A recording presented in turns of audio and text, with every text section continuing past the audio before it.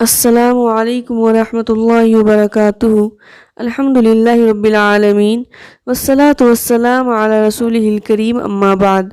معزز و محترم ماؤں اور بہنوں، آئیے آج ایک بہت ہی اہم مسئلہ کے سلسلے میں علم حاصل کرتے ہیں، یعنی ایام ماہواری کے سلسلے میں کہ ہم اس حالت میں ان ایام کو کیسے گزاریں۔ ہم میں سے اکثر عورتیں اس کو لے کر غلط فہمی کا شکار ہیں۔ انشاءاللہ یہ درس سننے کے بعد ضرور تمام لوگوں کی صحیح رہنمائی ہوگی۔ ہمارے سماج و معاشرے میں اکثر دیکھا جاتا ہے کہ وہ سب بچیاں اور وہ تمام عورتیں جو بہت نماز پڑھنے والی اور بہت عبادت کرنے والی ہوتی ہیں، فرائض و سنن کے ساتھ ساتھ نوافل کا بھی اہتمام کرتی ہیں، لیکن عذر شرعی کے آتے ہی سب کچھ چھوڑ کے بیٹھ جاتی ہیں اور سمجھتی ہیں کہ اب چھٹی۔ پھر کیا ہوتا ہے؟ پھر لغو اور لہو و لعب جیسے کاموں میں وقت صرف ہوتا ہے، یا تو ہم سوتے رہتے ہیں یا ادھر ادھر کی باتوں میں لگ جاتے ہیں یا ایسے ہی بیکار کام میں وقت نکال دیتے ہیں۔ اے میری اسلامی بہنوں، ہم میں سے جسے عذر شرعی لاحق ہو گیا تو کس نے کہہ دیا کہ ہماری چھٹی ہو گئی ہے؟ آپ ہی بتائیں نا کہ عبادت سے، اللہ کی اطاعت و بندگی سے کبھی چھٹی ہو سکتی ہے؟ آئیے میں آپ کو بتاتی ہوں کہ ہم باوجود عذر شرعی کے روزہ داروں اور عبادت گزاروں پر سبقت لے جا سکتے ہیں۔ ہم میں سے ہر ایک کو یہ بات معلوم ہے ہی کہ ہمیں اس حالت میں صرف اور صرف نماز اور روزہ سے ہی رخصت ملتی ہے۔ نیکیوں کے باقی سبھی راستے ہمارے لیے کھلے ہوئے ہیں، ہم ان میں تو آگے بڑھ سکتے ہیں۔ سنیے، میں آپ کو بتاتی ہوں کہ ہم ان فارغ ایام میں کیا کیا کر سکتے ہیں۔ ہم ان فارغ ایام میں کثرت سے ذکر کر سکتے ہیں، استغفار کر سکتے ہیں، دعا کر سکتے ہیں، اپنے لیے، اپنے گھر والوں کے لیے، اپنے احباب کے لیے، بلکہ سبھی مسلمانوں کے لیے۔ میری اسلامی بہنوں، ہم قرآن پڑھ نہیں سکتے تو قرآن سن بھی تو سکتے ہیں، اور ہم میں سے ہر ایک اس بات سے واقف ہے ہی کہ قرآن کا سننا افضل ترین عبادت ہے۔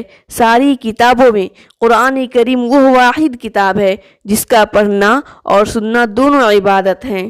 میری بہنوں، کیا عذر ہے جو ہم قرآن کریم نہیں سن سکتے؟ کیا ہمیں اللہ تعالیٰ کا کلام سننا اچھا نہیں لگتا؟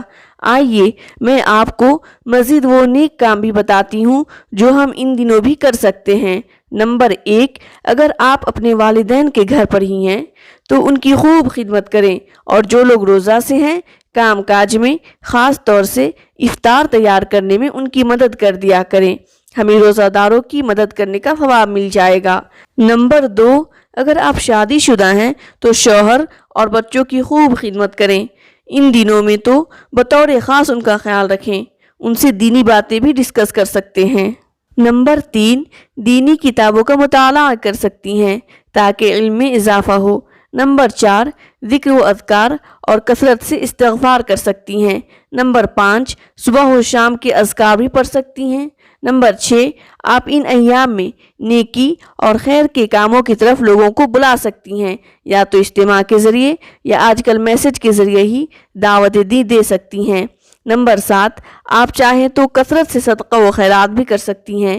نمبر 8، پاس پڑوس یا متعلقین میں کوئی بیمار ہو تو اس کی عیادت کو بھی جا سکتی ہیں۔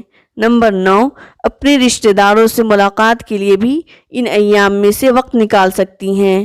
بس ایک ذرا دھیان رہے کہ ہر کام کا مقصد نیک ہو۔ دل میں یہ خیال رکھنا ہے کہ مجھے اللہ عز و جل کو راضی کرنا ہے، اور یہ کہ مجھے ان کاموں پر اللہ تعالیٰ اجر دے گا۔ میری بہنوں، مجھے پتا ہے کہ آپ کو عبادت سے خوب محبت ہے، اور ماہواری کے آنے سے آپ کا دل تنگ ہو جاتا ہے، اور آپ کبھی یہ بھی سوچ لیتی ہیں کہ یہ کیوں آ گیا۔ شاید آپ یہ بتانا چاہتی ہیں کہ ہمیں اطاعت و عبادت سے بہت رغبت ہے، اور ماہواری کی وجہ سے عبادت کا تسلسل ٹوٹ جاتا ہے، اسی لیے میں مایوس ہو گئی ہوں۔ مگر میری پیاری بہنوں، ایسا نہیں ہے۔ ہماری یہ کیفیت عدم برداشت کی کیفیت ہے، اس بات کی علامت ہے کہ ہم اللہ کے فیصلے سے راضی نہیں۔ اللہ تعالیٰ نے تو آدم کی بیٹیوں کے لیے یہ چیز لکھ دی ہے، پھر یہ کبھی بھی آئے، ہمیں اس سے کیا؟ ہم نے تو ہر حال میں اللہ تعالیٰ سے، اس کے فیصلے سے راضی رہنا ہے۔ یہ صحیح بات ہے کہ مومن خاتون کو نماز کے چھوٹنے پر حسرت ہوتی ہے، مگر یہ حسرت معمولی ہے۔ اس کے مقابلہ میں اللہ عز و جل کے فیصلے سے راضی رہنا بہت حوصلہ کا کام اور بہت بڑی نیکی ہے۔ تو دیکھیں بہنوں، اس بات کا خیال رکھیں کہ شیطان ہمیں کبھی دھوکہ نہ دے پائے۔ رمضان کے مہینے میں اللہ تبارک و تعالیٰ کے حکم اور عذر شرعی کی وجہ سے روزہ نہ رکھنا بھی عبادت بن جائے گا۔ اس وقت جب کہ ہم اللہ عز و جل کے فیصلے سے راضی رہیں تو بہنوں چوکنا رہیں، اللہ عز و جل سے راضی رہیں، اور میری اسلامی بہنوں اللہ سبحانہ و تعالیٰ کو راضی کرنے کے لیے محنت کریں۔ آخر میں اللہ عز و جل سے دعا ہے کہ اے اللہ تو ہمیں کہنے اور سننے سے زیادہ عمل کرنے کی توفیق عطا فرما۔ آمین ثم آمین۔ والسلام علیکم ورحمۃ اللہ۔